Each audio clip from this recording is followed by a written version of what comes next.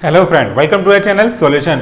इसके पहले हमने जस्ट कंप्लीट किया है एंजाइना और आज से हम स्टार्ट करने वाले हैं आपके यूनिट फर्स्ट का एक नया टॉपिक जो कि बहुत ही इंपॉर्टेंट है और थोड़ा सा डिफिकल्ट भी, लेकिन हम इसको पूरी तरह से इजी बनाने की कोशिश करेंगे। आज का ये जो टॉपिक है आपके नए यूनिट का, ये है एरिथमिया। और आज हम इस टॉपिक के अंतर्गत हम बात करेंगे एरिथमिया की कुछ बेसिक पॉइंट। यूं तो सिलेबस में दिया हुआ है एंटी एरिथमिक ड्रग, लेकिन सबसे पहले हमको ये जानना होगा एरिथमिया क्या होता है। एरिथमिया को जानकर ही हम समझ पाएंगे एंटी एरिथमिक ड्रग कैसे काम करते हैं, उनके काम करने का तरीका क्या हो सकता है। तो चलिए सबसे पहले देखते हैं एरिथमिया क्या होता है। अगर आप आपके इसी क्वेश्चन से क्वेश्चन करेंगे, यानी कि व्हाट इज एरिथमिया से ही क्वेश्चन करेंगे, तो ये एरिथमिया आपको अपने आप इसका मीनिंग समझाना स्टार्ट कर देगा। कैसे, आइए देखिए। एरिथमिया बना हुआ है दो वर्ड से, ए और रिदम। रिदम से मिलकर बना हुआ है रिदमिया। तो ए मतलब होता है उसके अपोजिट काम करने वाला, अगर ये किसी वर्ड के पहले लगेंगे। तो दूसरा होता है रिदम या रिदमिया। तो रिदम मतलब क्या होता है? रिदम एक बेसिक टर्मिनोलॉजी है जिसका हिंदी मतलब यह होता है कोई भी चीज एक फिक्स और एक पर्टिकुलर मैनर में परफॉर्म कर रही हो, एक के बाद दूसरा होने में जो पर्टिकुलर टाइम लग रहा है, ये टाइम का कांस्टेंट रेट हो कि एक पर्टिकुलर टाइम के बाद दूसरी बीट और दूसरी बीट से तीसरी बीट के बीच में फिर से वही पर्टिकुलर टाइम लगे, ये कहलाता है रिदम। इसको समझने के लिए हम सिंपल सा एग्जांपल ले सकते हैं। अगर आपने कभी अपने स्कूल कॉलेज लाइफ में स्काउट या इस तरह के कोई एनसीसी में परेड में पार्टिसिपेट किया होगा, तो आपने देखे हैं वहां पे ड्रम बजते हैं। ये ड्रम के बजने के सीक्वेंस को हम रिदम कह सकते हैं, या कोई भी म्यूजिक अगर बजता है तो वो एक पर्टिकुलर रिदम में बजते हैं। जैसे एक ड्रम के बजने से लेकर के दूसरे ड्रम के बजने के बीच में एक प्रॉपर इंटरवल है।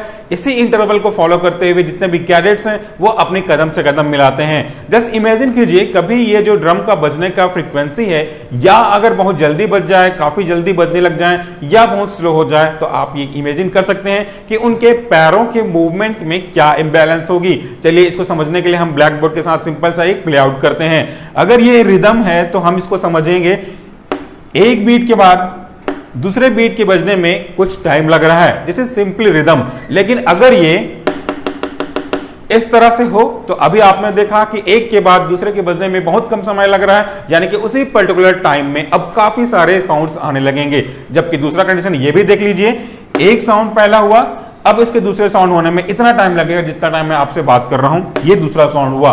तो यहां पे तीन कंडीशन आपने देखे। कंडीशन 1 का मतलब था एक प्रॉपर रिदम में, एक प्रॉपर इंटरवल में एक के बाद दूसरी कोई चीज अकर हो रही हो। दूसरा कंडीशन आपने देखा जहां पे एक की जैसी कंडीशंस कॉज हो रही है, यानी कि बहुत जल्दी वो बीट कॉज हो रहा है। अगर यहां पे आप पेंस की स्टिक की बात करेंगे तो ये, अगर आप ड्रम स्टिक की बात करेंगे तो वो भी वहां पे वो हो रहा था। जबकि तीसरे कंडीशन में आपने देखा कि एक के बाद दूसरे की बीट में होने में काफी समय लग रहा था। तो ये तीनों कंडीशन हमने देख लिया। तो ये हो गया एरिथमिया। रिदम का बिगड़ जाना, रिदम का चेंज हो जाना is simply known as arrhythmia. यहां पे एक वर्ड और ज्यादा ध्यान देने वाली बात यह है कि एरिथमिया एक कलेक्टिव वर्ड है। इसका मतलब यह है कि रिदम का चेंज हो जाना, यहां पे ये स्पेसिफिक नहीं है कि रिदम का चेंज होने के बाद वो क्या होगा, बढ़ेगा, घटेगा या क्या होगा। यहां पे इस चीज को स्पष्ट नहीं किया गया है। सो एरिथमिया मतलब यहां पे दोनों चीजें पॉसिबल हैं, बढ़ सकता है और घट सकता है। लेकिन अगर आप स्पेसिफिकली जानना चाहेंगे कि कौन से कंडीशन में बढ़ता है, कौन से कंडीशन में घटता है, बढ़े हुए कंडीशन को हम किस नाम से जानेंगे और घटे हुए कंडीशन को हम किस नाम से जानेंगे, तो इसका आंसर आपको थोड़ी देर में मिल जाएगा। तो सबसे पहले हमने समझा कि रिदमिया क्या होता है और उसके बाद यह देखा कि एरिथमिया क्या होता है। एक प्रॉपर सीक्वेंस में पर्टिकुलर चीज का अकर होना, इवेंट का अकर होना एक इंटरवल के गैप में, ये रिदम है। और उस रिदम का चेंज हो जाना, एक सीक्वेंस का बिगड़ जाना, ये कहलाता है एरिथमिया। अगर हम बात करते हैं कार्डियोवास्कुलर सिस्टम के पॉइंट ऑफ व्यू से, तो अब उन्हीं एग्जांपल को रिप्लेस कर दीजिए हार्ट के बीट से।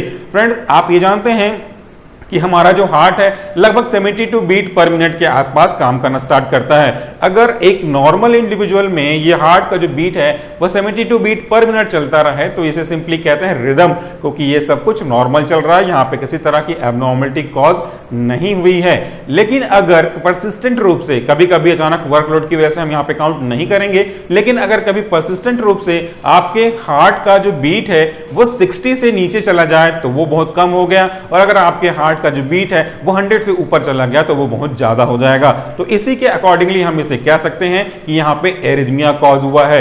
अगर 60 से कम चला जाएगा तो क्या कहलाएगा, अगर 100 से ऊपर चला जाएगा तो क्या कहलाएगा। अब हम इसको देखना स्टार्ट करने वाले हैं। तो आई होप कि आपको एरिथमिया का सिंपल सा मतलब तो समझ में आ गया होगा। अब देखिए इसके टाइप कितने होते हैं। ये जो टाइप हैं इनको और भी ज्यादा क्लासिफाई किया गया है आपके केडी त्रिपाठी में, आपके लिपिनकॉर्ड में और आपकी conceptual pharmacology bye पद्मुजा Uday Kumar की बुक से भी और आपके पी जगदीश प्रसाद की बुक से भी। तो हमने उनमें से कुछ इंपॉर्टेंट पॉइंट को ही लिया हुआ है जो कि आपके सिलेबस के पॉइंट ऑफ व्यू से इंपॉर्टेंट है। जब कभी हम जीपेट के बारे में स्टार्ट करेंगे तो उनमें से कुछ और पॉइंट को भी कवर करेंगे। सो अगर आप ज्यादा जानकारी लेना चाहते हैं तो आप पद्मुजा उदय कुमार, पी जगदीश प्रसाद और केडी त्रिपाठी को रिफर कर सकते हैं इसके डिफरेंट टाइप्स पे। लेकिन आपके लिए जहां पे लेकर के आए हैं वो एक कॉमन और बेसिक टाइप्स हैं। तो सबसे पहले देखते हैं, पहला है ब्रेडिकार्डिया।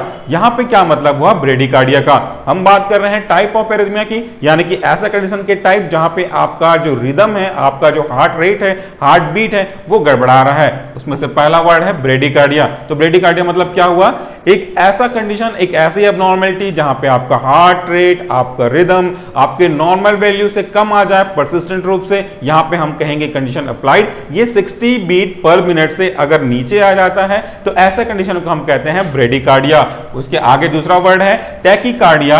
यहां पे टैकीकार्डिया का मतलब होता है एक ऐसा कंडीशन जहां पे आपके हार्ट की बीट 100 बीट पर मिनट से ऊपर चली जाए, ऐसा कंडीशन को हम कहते हैं टैकीकार्डिया। तो यहां पे दो चीजों को हम एकदम एग्जांपल से और सिंपल से एक ट्रिक से समझाने का प्रयास करते हैं। देखिए रिदम तो चेंज हुआ, कम हो गया 60 से तो भी रिदम चेंज हुआ आपका, ज्यादा हुआ 100 या 100 से ऊपर तो भी आपका रिदम चेंज हुआ। तो ऐसा कंडीशन जहां पे रिदम कम हुआ, रेट कम हुआ, that is simply known as a bradycardia. Rate ज्यादा हुआ that is simply known as a tachycardia. इसके पहले के वीडियो में भी हमने कई बार इसके डिफरेंशिएट को ट्रिक से आपको याद कराया है। चलिए एक बार इसको फिर से रिवाइज करते हैं। देखिए ये जो ब्रेडिकार्डिया का पहला वर्ड है वो है बी और टैकीकार्डिया का जो पहला वर्ड है वो टी।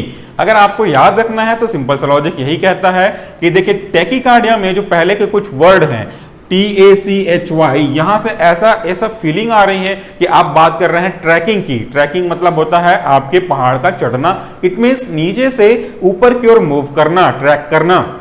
तो कोई भी चीज अगर ट्रैकिंग हो रही है तो वो डेफिनेटली नीचे से ऊपर की ओर हो रही होगी। नीचे से ऊपर की ओर हो रही होगी मतलब हमको इस तरह से हम इसको एरो के डायरेक्शन के थ्रू समझा सकते हैं। इसका मतलब साफ है कि ऐसा कंडीशन जहां पे आपका हार्ट का जो बीट है वो नॉर्मल बीट के एक फ्रीक्वेंसी से, एक रिदम से ज्यादा हो रहा है, and that is simply known as a tachycardia, यानी कि बढ़ना। जबकि दूसरा है ब्रेडिकार्डिया, तो आप इसका उल्टा भी समझ सकते हैं कि अगर यहाँ पे टैकीकार्डिया बढ़ रहा है तो ब्रेडिकार्डिया तो ऑब्वियसली यहाँ पे घट रहा होगा। फिर भी अगर आप इसके बारे में कुछ पॉइंट जानना चाहते हैं तो पहला वर्ड है बी। बी को हम हिंदी में बोल सकते हैं, एक वर्ड डिराइव कर सकते हैं बिगड़ना। दैट इज बिगड़ना का मतलब होता है कभी भी क्वालिटी का स्लो डाउन होना, क्वालिटी का फॉल डाउन होना, यानी कि नीचे की ओर उसका मूव करना।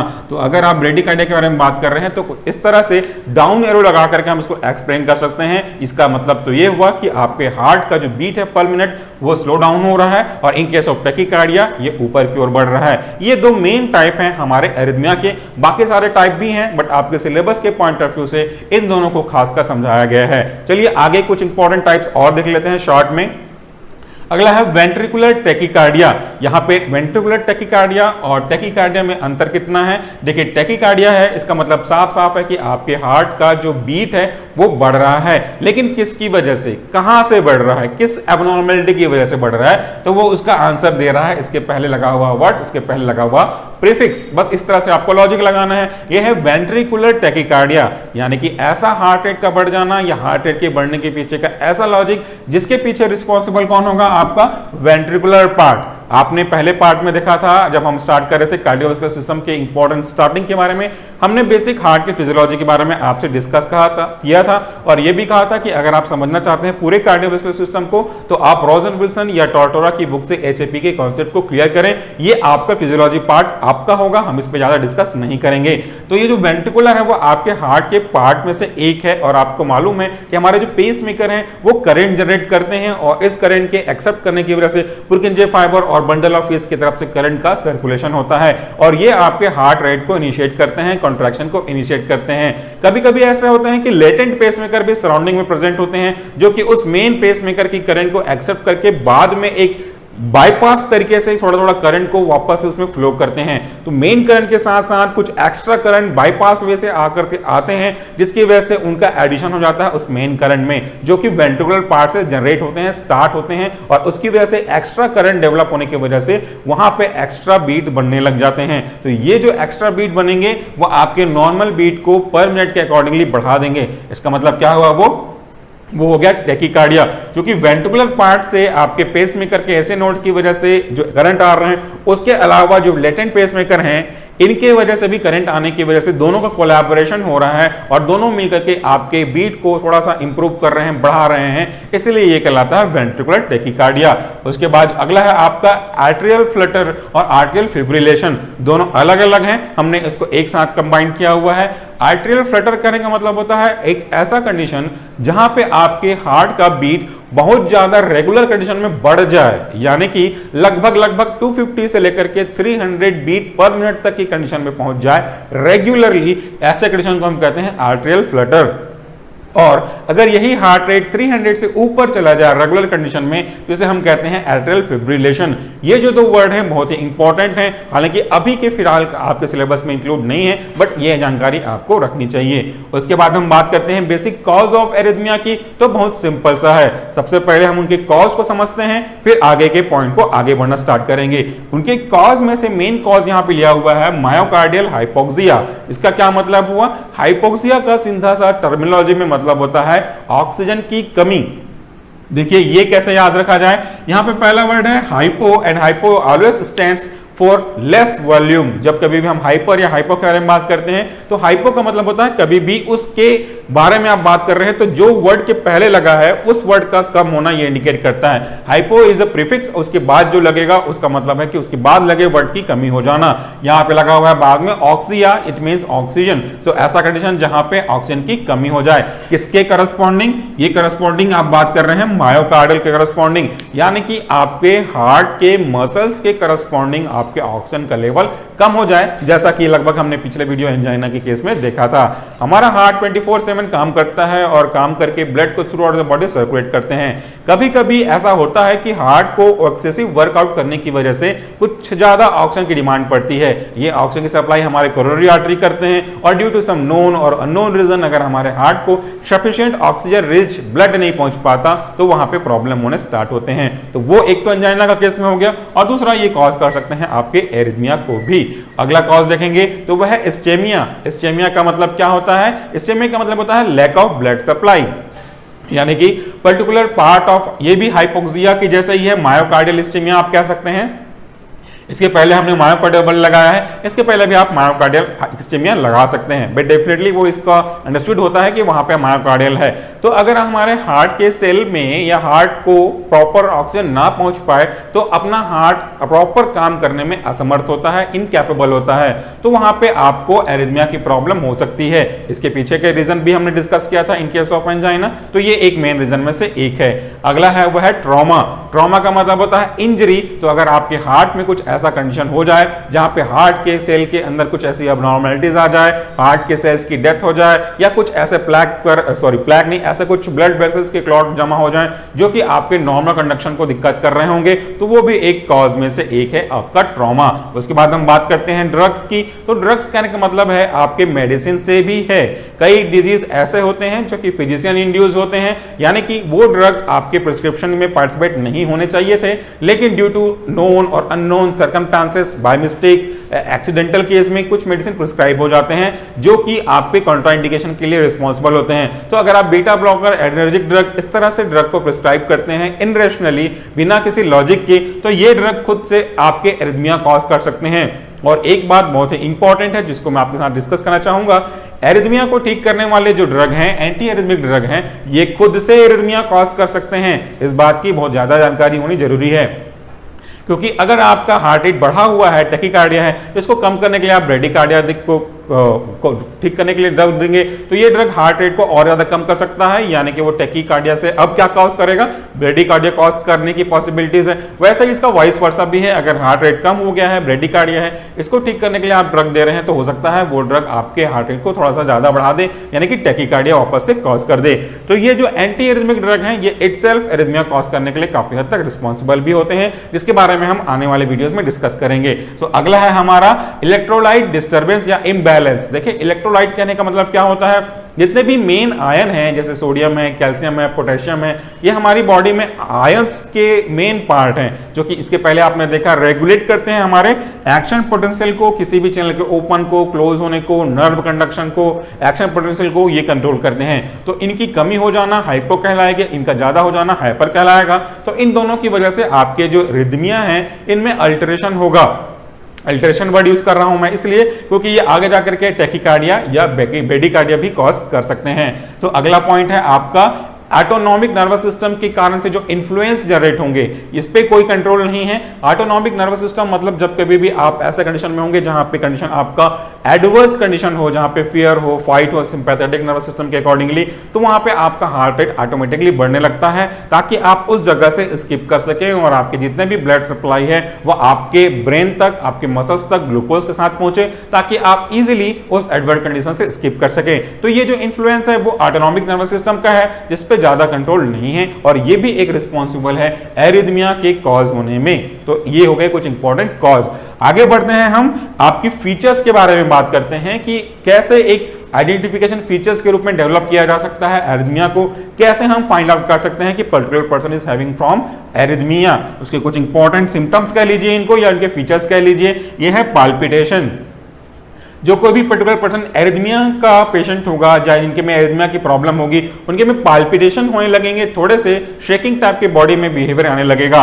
उसके बाद फैटिग जो कि एक इंपॉर्टेंट सिम्टम में से एक है, फैटिग होने लगेगा, थकावट फील होने लगेगा, मतलब वीकनेस आने लगेगी, ये उसके एक इंपॉर्टेंट सिम्टम में से हैं। उसके बाद है ब्रेथलेसनेस, यानी कि एक ऐसा कंडीशन जहां पे ब्रेथ का लेस हो जाता है। इसका मतलब नाम से ही क्लियर है, आपको सांस लेने में तकलीफ होती है, प्रॉपर वेंटिलेशन की कमी होने लग जाती है और आपको ऐसा फील होगा कि जैसे आपके चेस्ट के ऊपर कोई एक हैवी चीज रख दी गई हो। तो ये जो कंडीशन है ये इंपॉर्टेंट फीचर्स हैं आपके एरिथमिया के ब्रेथलेसनेस को इंक्लूड करते हुए। अगला है हमारा हार्ट फेल, यानी कि इस कंडीशन में हमारा हार्ट प्रॉपर काम नहीं करेगा और वो हार्ट फेल भी हो सकता है। कहीं कहीं बुक में आपको हार्ट फेल के अलावा कार्डियक अरेस्ट भी दिखेगा, यानी कि वो अब काम करना पूरी तरह से बंद कर देगा और पर्टिकुलर पर्सन की डेथ भी हो सकती है। तो ये कुछ इंपॉर्टेंट फीचर्स हैं या कुछ इंपॉर्टेंट सिम्टम है associated with the arrhythmia case. चलिए अब आगे बढ़ते हैं हम उनके कुछ इंपॉर्टेंट मैकेनिज्म को देख करके कि ऐसे कौन कौन से मैकेनिज्म हैं, सुपरफिशियली देखेंगे हम इसको, डिटेल पे नहीं जा रहे हैं। ऐसे कौन कौन से बेसिक मैकेनिज्म हैं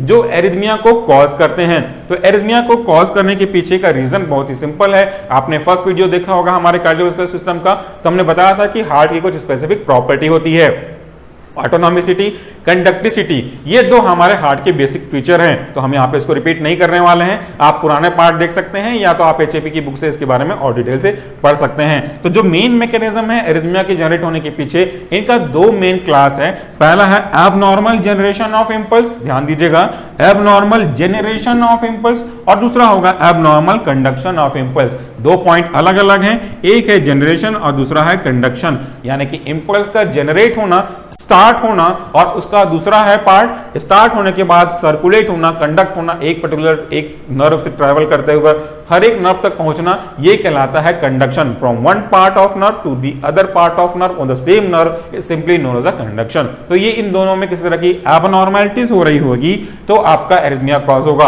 अब इनके कुछ और सब क्लास हैं रेस्पेक्टिवली, चलिए उनको देखें। पहला पार्ट है हमारा एबनॉर्मल जनरेशन ऑफ इंपल्स। अगर इंपल्स एबनॉर्मल जनरेट हो रहा है तो उसके पीछे का क्या क्या लॉजिक या क्या क्या रीजन हो सकते हैं। पहला रीजन हो सकता है अल्टर्ड नॉर्मल ऑटोनॉमिसिटी, दूसरा है आपका एबनॉर्मल ऑटोनॉमिसिटी, तीसरा है आफ्टर डिपोलराइजेशन। इसके अंदर भी दो क्लासेस और हैं, पहला है अर्ली और दूसरा है डिलेड। चलिए पहले से स्टार्ट करते हैं। पहला पॉइंट कहता है अल्टर्ड नॉर्मल, ऑटोनॉमिसिटी। यहाँ पे सिंपल सा 3 वर्ड है, तीनों वर्ड का हिंदी मतलब जान जाइए, आपको कॉन्सेप्ट पूरा क्लियर हो जाएगा। अल्टर्ड का मतलब ये होता है कि या तो बढ़े या तो घटे। याद रखिएगा, कभी अल्टर्ड का मतलब इंक्रीज ना समझें, अल्टर्ड का मतलब कभी डिक्रीज ना समझें। अकॉर्डिंगली ये इंक्रीज भी हो सकता है और वो डिक्रीज भी हो सकता है। और दूसरा है ऑटोनॉमिसिटी। नॉर्मल स्टैंड फॉर प्रॉपर और नॉर्मल और ऑप्टिमम कंडीशन। ऑटोनॉमिसिटी मतलब ऐसी एबिलिटी जहां पे कोई कंडीशन ऑटोमेटिकली स्टार्ट हो रहा हो, अपने आप काम कर रहा हो। आपको मालूम है, हमने बताया था आपके फर्स्ट चैप्टर में कि हमारे जितने स्केलेटल मसल हैं इनका आपका इनके ऊपर कंट्रोल होता है। जब तक आप नहीं चाहेंगे कि मूवमेंट हो, ये मूव नहीं करेंगे। लेकिन हमारे हार्ट के साथ ऐसा नहीं होता। हमारे हार्ट के जो सेल्स हैं, हमारे हार्ट के जो मसल्स हैं, इनमें ऑटोनॉमिसिटी की प्रॉपर्टी पाई जाती है। ये ऑटोमेटिकली फ्रॉम योर बर्थ या before your birth, after manufacturing of the heart, ये ऑटोमेटिकली काम करना स्टार्ट कर दिए रहते हैं। तो ये है ऑटोमेटिसिटी। तो अगर उस ऑटोनॉमिसिटी में किसी तरह का एबनॉर्मैलिटीज आ जाए तो उसकी वजह से वो आपका हार्ट रेट बढ़ भी सकता है, आपका हार्ट रेट घट भी सकता है। उसके पीछे का लॉजिक यही है कि ऑटोनॉमिसिटी में अल्टरेशन हुआ है, अभी भी एबनॉर्मल तक की लेवल तक नहीं पहुंचा है। क्योंकि नॉर्मल, अल्टरेशन, देन एबनॉर्मल। तो नॉर्मल से एबनॉर्मल में पहुंचने के लिए बीच में अल्टरेशन हो रहा है, तो इसका इंटरमीडिएट स्टेप। अगला है आपका एबनॉर्मल ऑटोनॉमिसिटी। यहां पे क्लियर कह रहा है एबनॉर्मल ऑटोनॉमिसिटी। यहाँ पे जो आपके हार्ट के लिए कंडक्शन स्टार्ट हो रहा है वो एबनॉर्मल है। इसकी वजह से हार्ट का जो ऑटोमेटिक सिस्टम है, कब स्टेट करना है, कब स्टिमुलेट करना है, कब रेगुलेट करना है, अकॉर्डिंगली होमोजेनाइज कंडीशन मेंटेन करने के लिए ये काम करना बंद कर देता है। यानी कि अब वो कंडीशन नॉर्मल पे नहीं, इंटरमीडिएट पे भी नहीं, सीधा पहुंच गया है आपका एबनॉर्मल कंडीशन पे। यहां भी आपका हार्ट रेट पूरी तरह से एबनॉर्मल हो जाएगा और ये एरिथमिया को कॉज करने के लिए इंपॉर्टेंट है। ये पूरे के पूरे बेस्ड हैं जनरेशन पे। देखिए ऑटोनॉमिसिटी जनरेशन पे अकॉर्डिंगली है, तो ये ऑटोमेटिसिटी को डिस्टर्ब कर रहे हैं, एबनॉर्मैलिटीज को कॉज कर रहे हैं। अगला है आफ्टर डिपोलराइजेशन। ये थोड़ा सा इंपॉर्टेंट है, इसको भी हम ज्यादा डिटेल से नहीं जाएंगे, फिर भी डिटेल से देख लेते हैं हल्का सा। एबनॉर्मल के बाद हम पढ़ेंगे आफ्टर डिपोलराइजेशन। ये आपको अगर समझना है, ये जो वर्ड है वो आपके लिए बहुत परेशान करता है काफी सारे स्टूडेंट्स के लिए कि एक्शन पोटेंशियल क्या है, what is depolarization, what is repolarization. हमने आपकी प्रॉब्लम को सॉल्व करने के लिए एक डिटेल वीडियो इसी एक्शन पोटेंशियल पे अपलोड किया है। तो अगर आप हमारे चैनल पे जाकर के सर्च करेंगे एक्शन पोटेंशियल या आपके polarization, depolarization, repolarization by Solution Pharmacy, आपको वो इजीली मिल जाएगा। यहां पे देखिए आफ्टर डिपोलराइजेशन, पहले तो डीपोलराइजेशन का मतलब समझ लेते हैं। डीपोलराइजेशन में जो पहला वर्ड है वो है डी। तो डीपोलराइजेशन को समझने का ट्रिक बता रहा हूं मैं आपको। जब कभी भी सेल के अंदर पॉजिटिव चार्ज को हिंदी में बोलते हैं धन चार्ज, धन मतलब डी, DHAN, तो पहला वर्ड है डी। डी स्टैंड फॉर धन और डी स्टैंड फॉर डिपोलराइजेशन। तो जब कभी भी पॉजिटिव चार्ज वाले आयन आपके सेल के बाहर से सेल के अंदर की ओर मूव करेंगे, ये जो कंडीशन कहलाता है ये कहलाता है डीपोलराइजेशन। डीपोलराइजेशन इट मींस धन चार्ज का अंदर आना। रिपोलराइजेशन यानी कि ऋण चार्ज का अंदर आना, ये कहलाता है आपका पोलराइजेशन या तो रिपोलराइजेशन। ऑलरेडी हमने इसका डिस्कस किया हुआ है, so we are skipping this content. तो अगला है आफ्टर डिपोलराइजेशन, मतलब जब डिपोलराइजेशन खत्म हो जाएगा, इस पे भी हम आएंगे, उसके बाद क्या होगा, उसके बाद जो अगला पेज स्टार्ट होना चाहिए उसके क्या कॉन्सिक्वेंस हैं। अगर ये कहता है कि आफ्टर पोलराइजेशन अगर वो वापस से जो एक्शन पोटेंशियल स्टार्ट जल्दी हो रहा है एज कंपेयर टू नॉर्मल, तो this is called early depolarization. और अगर उसके बाद हो रहा है आपका एक पर्टिकुलर सीक्वेंस में रेस्ट कंडीशन में पहुंचने के बाद जो दूसरा एक्शन पोटेंशियल स्टार्ट होना चाहिए, इन दोनों के बीच में डिले हो रहा है, तो this is simply known as the delayed depolarization. अगर ये अर्ली होगा तो डेफिनेटली आपका टैकीकार्डिया की ओर बढ़ेगा, और अगर डिलेड होगा तो डेफिनेटली ये ब्रेडिकार्डिया की ओर आगे कन्वर्ट होने की चांसेस हैं। चलिए आगे बढ़ते हैं सेकंड पॉइंट पे। अगला है एबनॉर्मल कंडक्शन ऑफ इंपल्स। यहां पे जनरेट हुआ, अब कंडक्शन की बात कर रहे हैं। देखिए ये जनरेट हुआ, मान लीजिए, इसके बाद कंडक्ट होना है, इसको यहां पहुंचना है, इसको यहां पहुंचना है, इसको यहां पहुंचना है, इसको यहां पहुंचना है, जो भी इसका पाथ होगा ये यहां तक पहुंचना है, दिस इज कंडक्शन। तो ये एक, अगर मान लीजिए ये नॉर्मल है, प्रीफिक्स्ड है, ऑलरेडी फिक्स्ड किया गया है ये चीज, लेकिन इसके अब क्या होगा, अब ये यहां यहां यहां, ये अगर कहीं भी मूव करे जो कि नॉर्मल ना हो, उसके कंडक्शन पाथ पे ना हो, दोबारा एंटर कर रहा हो, इस तरह की चीजें अगर हो रही होंगी तो simply known as abnormal conduction of nerve impulse. तो ये कुछ इंपॉर्टेंट इसके टर्म्स हो गए। इसके अंदर कुछ और पॉइंट हैं जिसको हम देखते हैं। पहला है री एंट्री, दूसरा है कंडक्शन ब्लॉक एट 1 2 3, यानी इसको स्टेज 1, स्टेज 2 या स्टेज 3 भी कह सकते हैं, या 1 degree, 2nd degree, 3rd degree भी बोल सकते हैं, या सीधी सीधा इसको बोल सकते हैं 1 2 3 डिग्री पे आप काम कर सकते हैं। इनका क्या मतलब हुआ? तो सबसे पहले हम बात करेंगे री एंट्री की। री एंट्री बहुत ही इंपॉर्टेंट फिनोमिना है, इसके ऊपर काफी सारे एमसीक्यूज बनने की पॉसिबिलिटीज है और हमने ऑलरेडी चैनल पे अपलोड करके आपको फ्री में सर्कुलेट भी किया हुआ है। यहां पे ये चीज ध्यान देने वाली बात है कि री एंट्री मतलब क्या होता है। बहुत ही सिंपल कॉन्सेप्ट है। री मतलब होता है दोबारा वापस से होना उस चीज का, और एंट्री मतलब होता है उसके अंदर एंटर करना, जैसे हमने आपको बताया। तो अगर कोई चीज एंटर हो रही है उसके बाद वो आगे बढ़ के चले जाना चाहिए था, लेकिन एंटर होने के बाद कोई चीज दोबारा से एंटर हो रही है उसी चीज पे, that is simply known as a reentry. तो देखिए री एंट्री का क्या नुकसान है इन केस ऑफ एरिथमिया। अगर एक नॉर्मल कॉन्सिक्वेंस के थ्रू एंटर होता तो उस एंटर होने वाले इंपल्स का, या यूं कहूं कि कार्डियक इंपल्स का अपना एक इफेक्ट होता और वो आपके हार्ट बीट को रेगुलेट करता, तो वो एक नॉर्मल कंडीशन होती। लेकिन यहां पे दोबारा वो एंटर कर रहा है, यानी कि आपके नॉर्मल हार्ट रेट में, आपके नॉर्मल हार्ट बीट में एक ये एडिटिव का काम कर रहा है, थोड़ा सा एडअप कर रहा है, तो डेफिनेटली अब आपका हार्ट बीट थोड़ा सा तो पहले से बढ़ेगा, क्योंकि नॉर्मल में जो काम किया वो किया, अब दोबारा एंटर कर रहा है, इसलिए इसको कुछ पोर्शन आपके हार्ट बीट को बढ़ाने में और रिस्पॉन्सिबल होगा। तो मेजरली अगर आप बात करेंगे तो काफी सारे एरिथमिया के पीछे का जो कॉज है उनमें से मेन कॉज हमारा यही री एंट्री ऑफ आपकी कार्डियक इंपल्स का होना है। दूसरा है कंडक्शन ब्लॉक, जिसको हम अभी आपको बताएंगे। स्टेज 1, स्टेज 2, स्टेज 3 का मतलब है कि कितने लेवल तक वो ब्लॉक हुआ है। स्टेज 1 मतलब थोड़ा कम लेवल, स्टेज 2 थोड़ा ज्यादा और स्टेज 3 थोड़ा और ज्यादा। ये उनके लेवल या उनकी सीवियरिटी को इंडिकेट करता है। चलिए अब हम समझते हैं इस री एंट्री को एक बेसिक पॉइंट में। अगर आप री एंट्री को समझना चाहते हैं तो आप प्रेफर कर सकते हैं लिपिन कॉर्ड या तो केडी त्रिपाठी। तो आज का जो रेफरेंस हमने बताया है, फिर भी आपको बताते हैं मेजर जो रेफरेंस है ये हमने लिया हुआ है conceptual pharmacology by P Jagdish Kumar की बुक से। फिर उसके बाद हमने बात किया pharmacology for pharmacy student by Padmaja Uday Kumar, Lippincott और केडी त्रिपाठी। तो आज हमने चारों बुक को इंक्लूड किया है, केडीटी को थोड़ा सा कम यूज किया हुआ है। तो आइए बात करें हम री एंट्री क्या होता है। री एंट्री का जैसे मतलब आपको समझाया दोबारा एंटर करना। तो दोबारा एंटर कब होगा? अगर कोई चीज मूव कर रही है, मूव करते करते जब वो आगे बढ़ेगी तो उसके बीच में अगर कोई हर्डल्स आ जाएंगे, कोई ब्लॉक आ जाएगी, कोई रुकावट आ जाएगी, तो वो वहां से अपने लिए कोई दूसरा रास्ता खोजने की कोशिश करेंगे ताकि वो मेन पाथ पे ट्रेवल कर सकें।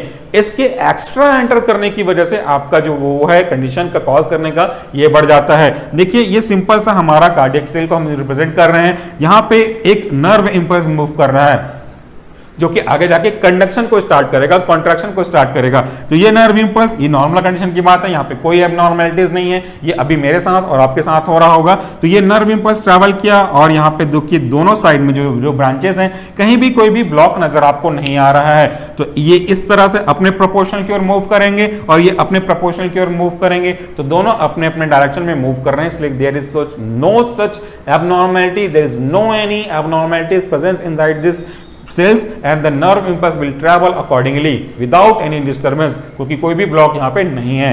लेकिन दूसरा कंडीशन यहाँ पे देखिए, इस दो डायग्राम में आप टैली कर सकते हैं कि क्या डिफरेंस नजर आ रहा है आपको। यहाँ और यहाँ में दो बेसिक्स अंतर में मेन अंतर आपको दिख रहा है, वो है ये जो पॉइंट देख रहे हैं ये है unidirectional block. Unidirectional block मतलब यूनि यानी कि सिंगल, डायरेक्शन मतलब एक दिशा में, ब्लॉक मतलब वहां पे रुकावट। तो एक ऐसा कंडीशन जहां पे आपके दो ब्रांच में से एक ब्रांच में कहीं पे ऐसा रुकावट कॉज हो जाए ड्यू टू सम नोन और नोन रीजन, तो यहां पे आपका जो नर्व इंपल्स ट्रैवल कर रहा है वो वहां से ट्रैवल नहीं कर पाएगा, और उसके ट्रैवल नहीं कर पाने की वजह से क्या होगा, वो एक दूसरा अल्टरनेटिव पाथ खोजेगा और उस पाथ में एंटर करना चाहेगा।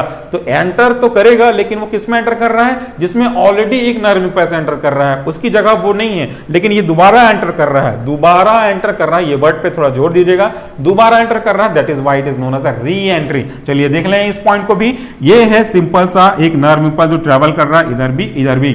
लेकिन यहां पे आपके जो नंबर दिए हमने 1 और 2, तो ये 2 साइड के नंबर पे आप देखिए यहाँ पे एक ब्लॉक है। तो ये जो नर्व इंपल्स है यहां से ये आगे नहीं बढ़ पा रहा है। इसलिए ये जो नर्व इंपल्स है जहां से इसको जगह मिलेगी ये वहां से वापस एंटर कर रहा है आपके 1 के साइड की ओर। तो जो 1 के साइड ऑलरेडी एंटर कर रहा था, इसके पीछे तो कोई आपका हार्ट रेट होगा, आपका नॉर्मल बीट होगा, लेकिन अब दूसरा वाला भी आपका जो इंपल्स है वो एंटर कर रहा है। तो उस इंपल्स की वजह से उसका जो रेट है, जो रिदम है, जो बीट है, वो ऑटोमेटिकली एडअप हो जाएगा और ये री एंट्री कारण से आपका हार्ट रेट बढ़ जाएगा और ये सिंपली कहलाएगा आपका एरिथमिया। तो ये मेन हो गए। अब इसी जो ब्लॉक के बारे में बात कर रहे थे कि कौन से स्टेज है, conduction block, stage 1, stage 2, 3, depend करता है इसके सेवियरिटी पे।